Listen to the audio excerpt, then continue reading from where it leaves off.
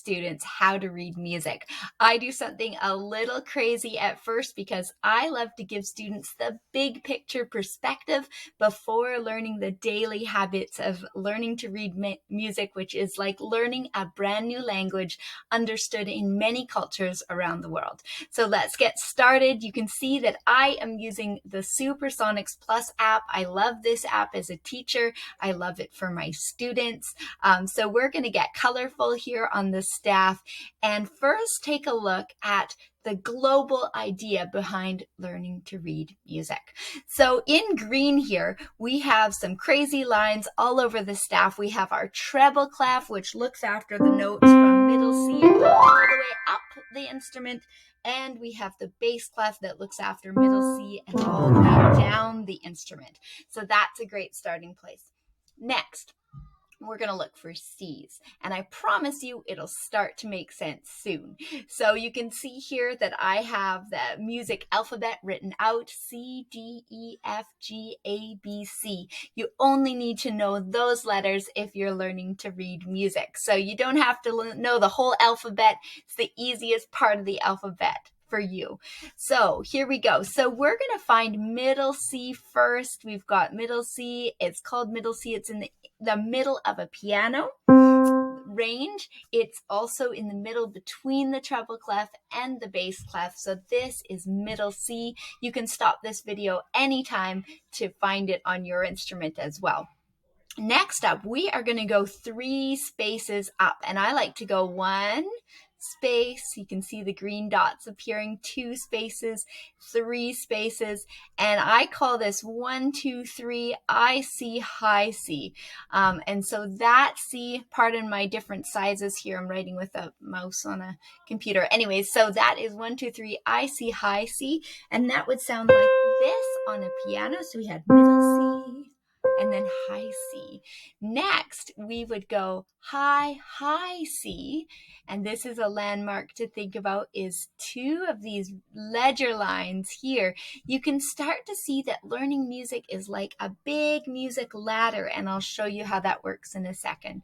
So then we go down 1, 2, 3. We go 1, 2, 3 spaces down into the bass clef, and we find 1, 2, 3, I, C, low C. And then we go low, low C. So right here on the staff, if we review quickly, we have middle C here, we have high C, we have high, high C. Then if we go back to middle, and then low C and low, low C.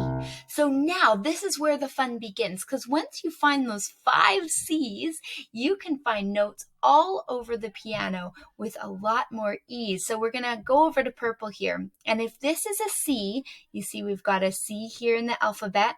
The note that comes after C is a D. So we just work our way up like this is a giant ladder. We're going to put our D right here, 1 step up.